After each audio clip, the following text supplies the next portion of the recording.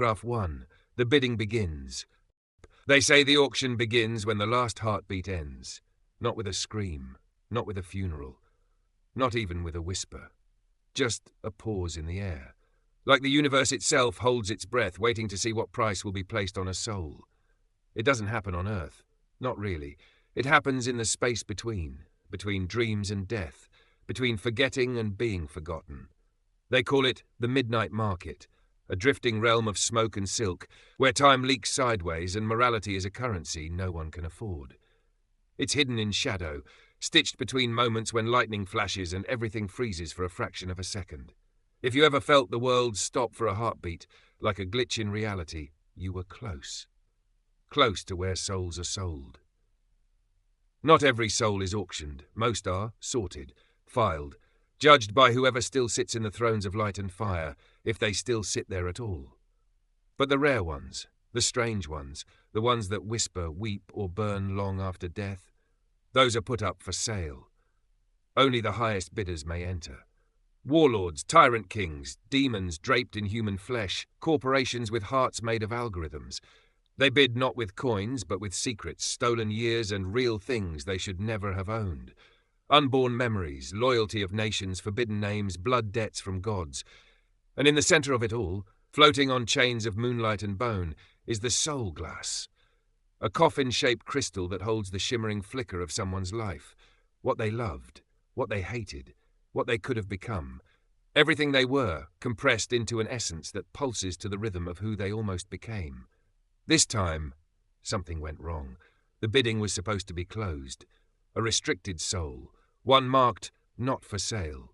The kind of soul that vanished from Earth before time was counted, one that knew the first language before even the stars began to whisper, and somehow it was won, by accident, by her. Her name was Naya Evers, 19 years old. Street artist, chronic insomniac, zero family, zero savings, one stolen painting in a Paris gallery and a library card to nowhere. She didn't believe in souls, angels, demons, or destiny. She was just trying to fall asleep when the app appeared on her cracked phone. Black screen, no icons, just a spinning silver coin and one sentence. Would you like to place a bid? She pressed yes. The phone screamed in a voice that wasn't hers, and the world turned inside out. When she woke up, she was lying on a bed made of feathers. Not white ones, but feathers that shimmered like oil and changed shape when you blinked. In front of her stood an auctioneer in a velvet blindfold with a jaw of jagged gold. "You've won," he said. "Won what?" "The soul that should never have been touched." He handed her a glass orb pulsing soft red like a heartbeat trapped in glass. And when she touched it, it spoke her name. Not Naya, but the name she'd never told anyone. The one she hadn't spoken since the fire. Now she's back in the real world, only it isn't real anymore. Shadows stretch toward her when she walks. Time skips when she blinks. She sees people glowing, some bright and golden, some flickering with rot, some completely hollow. The soul inside her is awake, and it's whispering things. Things about wars before history, about a child who swallowed a god, about angels that disobeyed not out of pride but love. And most of all, about something called the chain of names, the one thing that can reshape heaven, hell, or whatever came before both. And now they're coming, the ones who lost the auction, the ones who weren't meant to lose. Entities without names who move in human suits and ask questions that make your dreams scream. They want the soul back, they want Naya gone, and the soul inside her wants her to use it, not to run, not to hide, to fight, to burn down the system, to expose the market, and to reveal what happens to the souls no one bids for, the ones that are thrown away. But here's the twist Naya hasn't figured out yet. She didn't win the auction by accident. The soul chose her. And if she unlocks its full power, she might not stay human. She didn't remember falling asleep. One moment, Naya was sitting at the edge of her bed, holding the soul glass like it was something fragile and holy. The next, she was underwater, but not wet, a place where voices echoed backward and the stars above swam like fish. Her feet hovered above a glass ocean with no bottom, and in the reflection below she wasn't alone. A woman stood there, no eyes, just golden spirals where her gaze should be, glowing in rhythm with the orb in Naya's hand. Her voice was soft but vast, like the hush of wind through ancient cathedrals. It didn't come through ears, it bled straight into Naya's mind. "You're not ready for what I was, but you're ready for what I can be." Then the glass shattered. Naya fell through her own reflection. She screamed herself awake. Her body jerked upright, drenched in cold sweat. The orb lay still beside her, pulsing like a heartbeat inside a crystal. Her phone screen was cracked again, another fracture since the night she pressed yes. Then she noticed her closet door was open. She never left it open. She never left it open. But there it was, just a few inches. A slice of darkness too thick for early morning. A shadow that didn't shift with the room's light, and something was breathing inside. She didn't move, didn't even breathe. The shadow pulsed, then clicked. Not a growl, not a whisper, a click, like teeth tapping teeth. Slow, deliberate, curious. And then a voice, not from the closet, but from the soul glass. "Don't speak, don't look, don't fear it." But it was too late. Naya blinked, just once. Instinct, nothing more. The thing inside the closet noticed. The door creaked wider. She grabbed the orb without thinking. The moment her skin touched it, her vision pulsed white, and suddenly she could see the thing in the closet. Not with her eyes, with her soul. It was tall, bent wrong, wrapped in legal documents and corporate logos that slithered like skin. Its mouth had no lips, just row after row of shimmering contracts made from broken promises. Eyes like sealed vaults. Its fingers were pens, and on its chest, etched in silver, Bid Enforcement Unit 913. It was one of the market's collectors, sent to reclaim items wrongly won, which meant her. The collector moved. But before Naya could scream, something inside her moved faster. It wasn't her arm, it was her shadow. It launched outward, split into tendrils, and dragged the creature backward into the closet, snapping its neck 3 different directions with a crack like thunder through broken glass. Then the closet vanished. Not closed, not destroyed, just gone. Her room was whole again, curtains blowing gently, morning light seeping in, and Naya panting, shaking, staring at her hands that no longer felt like her own. The soul glass blinked once, like it had just taken a breath. She didn't speak for hours. She just stared. At the orb. At her hands. At the ceiling. At the sun rising like it didn't just a girl commit murder through a borrowed body. Was it murder? Was it self-defense? Was it her? She didn't know anymore. She only knew one thing. She needed to find someone who knew about the market. Someone who could explain what the hell was happening. Someone who could tell her why she had just been hunted. That's when the whisper came. Not from the orb this time, from the wall, from behind it. "I saw you." Naya's breath caught. She turned, knocked her lamp aside, pressed her ear to the cracked drywall of her tiny flat. "I saw you kill the collector," the voice said. "I've been watching since the market.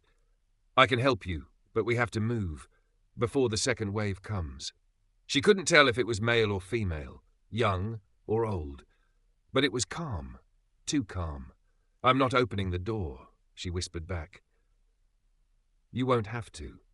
And then her ceiling opened like paper. A figure dropped into the room, tall, cloaked in ash-grey fabric, one hand covered in golden rings that looked like fused bones. No weapon, no shoes. Just that calm, awful energy of someone who's seen the soul trade 1,000 times and stopped flinching at the prices. "My name is Corin," the figure said. "I'm a fallen bidder." He held out his hand, and Naya flinched. "I don't want your soul," he said. "I want to keep it from becoming someone else's."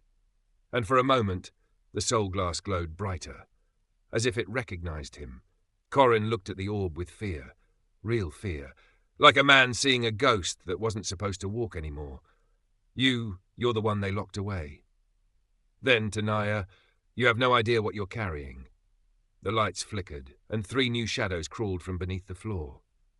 Paragraph 3. The soul remembers its name. The shadows didn't walk into the room. They dripped, through the cracks between tiles, through the rusted mouth of the radiator. One slid under the doorframe like spilled ink, another unfolded from the peeling wallpaper. Their shapes were wrong, too tall, too thin, too quiet. Not quite men, not quite smoke. Corin moved first. He didn't ask. He didn't warn.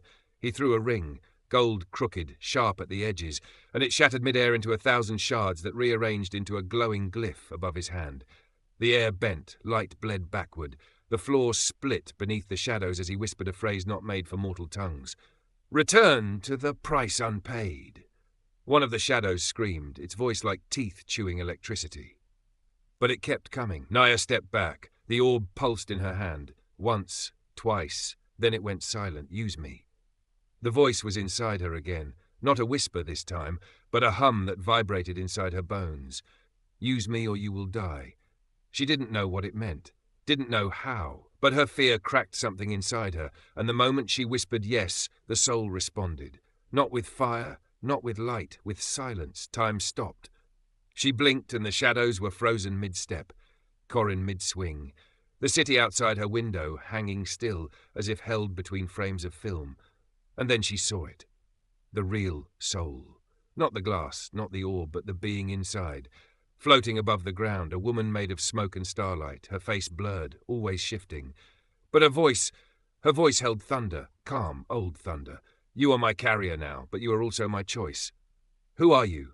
Naya asked, though her lips didn't move. The soul raised a single hand, and Naya saw something carved across its palm, a word in a language that existed before time had grammar, and yet she understood it. "Ashira, say my name," the being whispered, "and I will protect you." Naya tried. Her mouth wouldn't form it at first. Her throat burned. Her tongue felt too mortal, too unworthy. But she forced it out anyway. Ashira!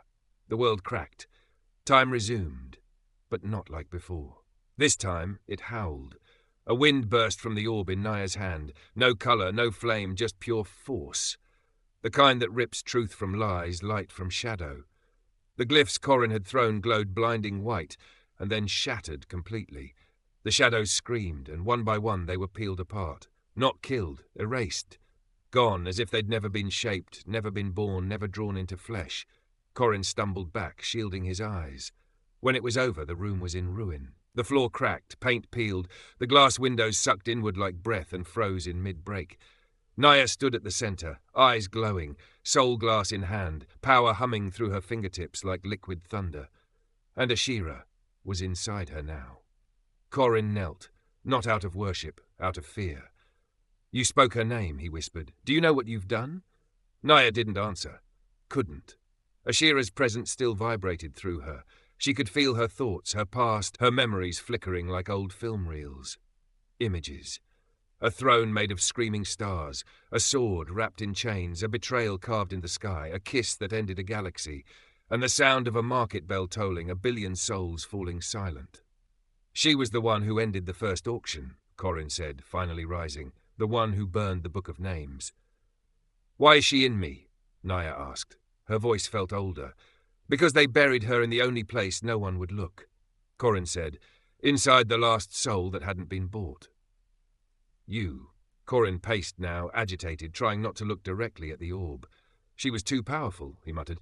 "They couldn't destroy her, so the Council of 12 forged a new law, that any soul holding her essence would be cursed to sleep forever, but something broke that chain." "You mean me?" "You said yes," Corin replied. "When you accepted the bid, you woke her."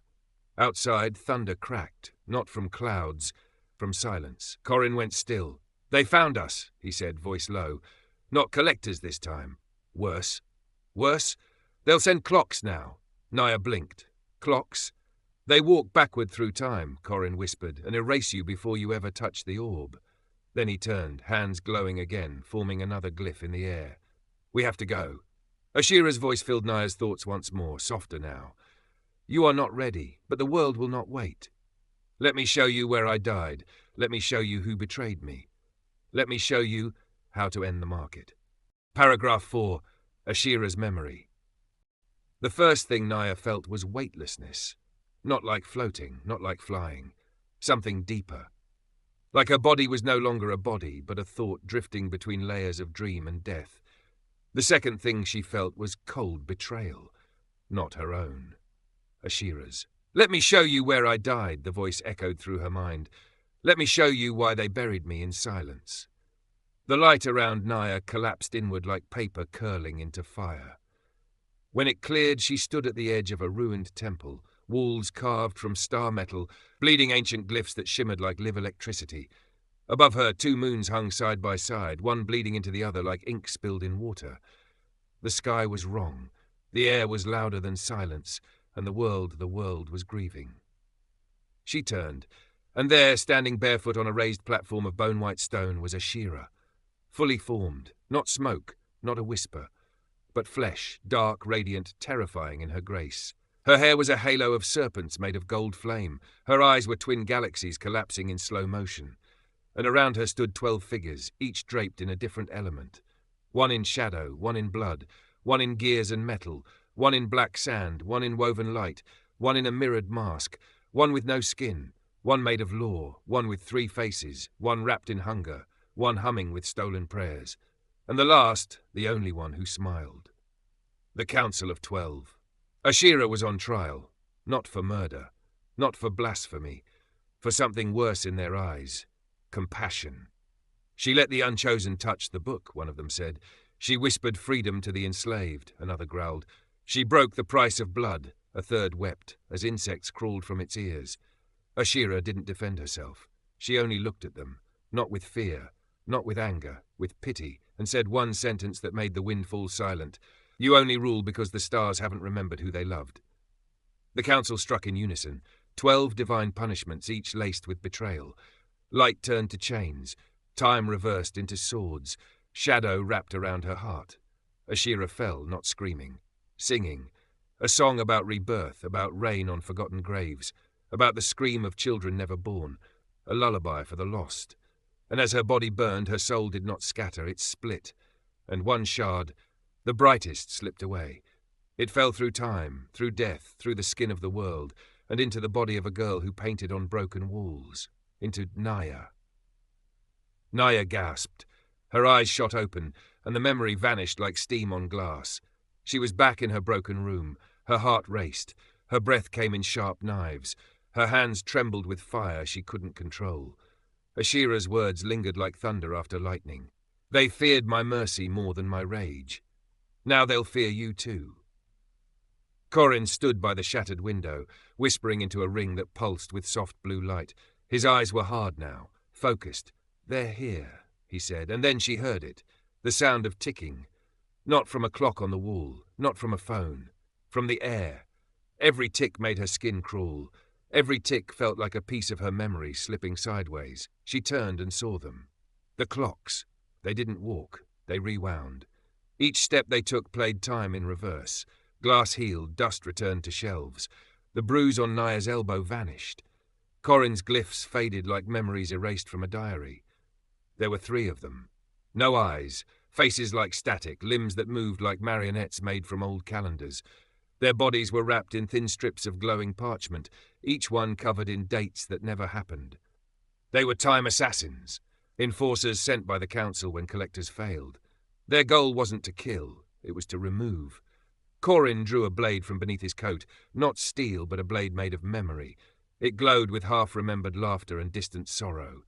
You ever killed something that doesn't exist yet? He asked. Naya didn't answer. The orb in her hand pulsed and then sank into her chest. Literally. Merging. Ashira had stopped whispering. Now she was part of her. And when the clocks moved, reversing through space with sickening grace, Naya met them halfway. She didn't know how she moved. She just did. Time around her slowed. Colours inverted, and her shadow erupted from beneath her feet, shaped like Ashira, screaming in 12 voices. She punched the first clock, and the past bled. Glass rained upward. The walls cracked in reverse. The clock screamed, but no sound came, only silence that felt like judgment. She didn't kill it. She nullified it. The second clock sliced through air, but Corin deflected it with the memory blade, and its own arm vanished into vapour, erased from history. The third clock hesitated. Big mistake. Naya grabbed its parchment chest and spoke a word from Ashira's trial. The clock imploded. When the air cleared, and time began to tick forward again. Naya was kneeling, breathing hard, hands steaming. Corin helped her up, eyes wide. You're not just a soul-bearer, he said. You're a vessel. What's that? She asked. He looked toward the sky, toward the market's veil, and whispered, something they'll burn the world to destroy.